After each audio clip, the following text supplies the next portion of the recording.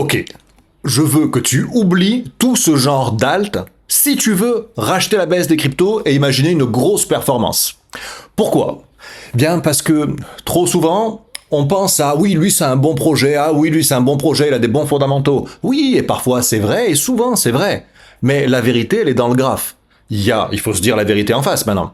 Il y a une écrasante majorité d'altcoins qui sont en train de crever. Quand je dis ils sont en train de crever, ça ne veut pas dire qu'ils ne peuvent pas avoir une reprise. Mais ça veut dire qu'ils sont rentrés dans les tendances baissières de long terme. Et je vais bien illustrer ça par 2-3 graphiques. Tu vas pouvoir l'appliquer à toutes les altes que tu vois juste en regardant 4 points. Tu as 4 endroits à regarder et tu vas voir si ton altcoin, le truc dans lequel tu imagines investir, ça vaut le coup si jamais il y a une reprise du bullrun de Bitcoin. Attention, toujours, voilà. S'il y a une reprise du bullrun de Bitcoin, est-ce que ces altes-là, il faut aller dessus ou est-ce qu'il faut les fuir? Et ça, il y a peu de gens qui vont te le dire parce qu'ils vont te dire « Ah ouais, c'est un bon projet, ça, ah ouais, il a des fondamentaux. » Mais s'il n'y a pas l'action de prix qui suit, le bon projet, sincèrement, on s'en fout. Ici, c'est la fuck you money.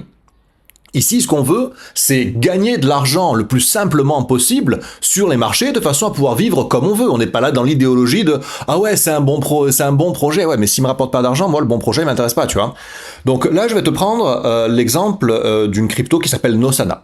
Nosana, je m'en souviens parce que en janvier, j'avais un consulting avec un client, avec un copain même, hein. Et il me disait, ouais, Nosana, il y a un gros potentiel, tu vois. Nosana, j'ai entendu machin qui en parlait, il me disait, on peut faire des x20. J'ai dit, ah, pour moi, Nosana, il est en tendance baissière. Non, mais Nosana, franchement, il a un gros potentiel. Et on était en janvier, on était quelque part là-dedans. Je dis, regarde, Nosana, il a fait un plus bas en décembre qu'en mars 2024. Donc décembre 2024, plus bas que mars 2024. Pour moi, il est en tendance baissière. Non, mais... Et puis, de suite, après, qu'est-ce qui s'est passé? C'est pas pour faire le malin, hein. J'ai rien inventé, juste regarder ce qu'il y avait sous mes yeux, quoi. Depuis, Nosana, il a perdu, viens ici mon coco, montre-nous un peu, il a perdu 84%. Pas mal. Là, sur le graphe, on se rend pas compte, hein, de la violence de la baisse. Mais il a perdu 84% depuis le moment où, j'ai dit, là, c'est pas génial. Voilà, je repasse en échelle normale et pas en logarithmique pour qu'on comprenne bien l'action de prix. Donc, ce qu'il faut que tu regardes, quand tu vas considérer racheter une alt, si jamais le bullrun de Bitcoin repart, c'est-à-dire si Bitcoin il dépasse les 88, puis les 92 et ainsi de suite, hein, c'est l'analyse vraiment basique, basée sur la théorie de Dow. On va regarder si en mars dernier et en décembre, si on était plus haut en mars dernier qu'en décembre dernier, et si on était plus bas là en mars, en avril, qu'on était l'été dernier, donc je veux dire, ça ici, c'est mars 2024. Ça, c'est décembre 2024. Donc les deux hauts. Et ensuite, on va prendre les bas. Donc le bas d'août 2024 et le bas de mars-avril 2025. Ok? On a deux hauts et on a les deux hauts et les deux bas. Maintenant, si tu constates que on a des bas de plus en plus bas, c'est-à-dire que là, en avril, en mars, on était plus bas que l'été dernier. Et si tu constates que en décembre, sur les nouveaux pics, c'était des pics plus bas que les pics de mars dernier, eh bien à ce moment-là, il faut voir la réalité en face et admettre que ton actif, il est dans une dynamique baissière de long terme. Parce que là, on parle quand même sur 1 an et demi. Donc c'est une dynamique baissière de long terme. Je vais te la tracer un peu mieux, peut-être pour illustrer un peu mieux le truc. Voilà, si je vais faire ça un peu comme un cochon à l'arrache, hein, voilà ta dynamique en place en fait. C'est ça qui est en train de se produire sur ton actif. C'est la dynamique que tu as en place. Bon, évidemment, là, si je repasse en échelle logarithmique, mais tu vois que ça marche mieux quand même en échelle logarithmique, hein, parce que la plupart des acteurs de marché regardent en échelle logarithmique. Donc voilà, la gueule de ton actif, c'est ça. Nosana, c'était très prometteur, oui, si tu l'achetais en décembre 2023. Je veux dire, non, décembre était déjà parti, mais en octobre, en août, en 2023 en tout cas. Mais là, aujourd'hui, la dynamique en place, c'est celle-ci. Et ça, qu'est-ce que ça veut dire pour l'avenir? Ça veut dire que oui, potentiellement, il va se reprendre, oui.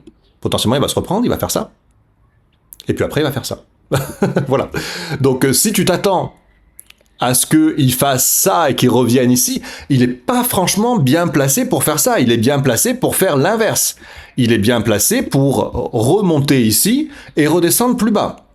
Et je t'ai sorti Nosana, tout le monde s'en fout de Nosana, mais je peux te montrer d'autres trucs. Il y en a des trucs qui ont bien performé par le passé. Par exemple, tiens, Akash Network, projet très prometteur avec des gros fondamentaux, tout ce que tu veux. Ben, c'est la même chose. Akash Network, regarde, on a le haut ici de mars-avril 2024, qui est plus haut que le top, le pic de décembre 2024. On a le bas de l'été 2024, qui est moins bas que le bas du printemps 2025. Donc là aussi, c'est quoi la logique? Eh bien, c'est que tu es sur un actif qui est dans une dynamique baissière sur du long terme. Et tu veux pas aller là-dessus. Et pour sortir un truc, voilà, plus connu, qui fait l'unanimité, c'est une bonne crypto, des bons fondamentaux, ouais, Render. Render, regarde, idem, des hauts plus bas, des bas plus bas. Prochain top, quelque part ici, si jamais ça remonte.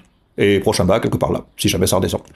Donc, si tu as envie de racheter des alts en te disant que ça va pump, elles vont pump parce que Bitcoin il va remonter, eh bien juste, c'est pas la peine d'être, tu vois, un analyste graphique de haut vol.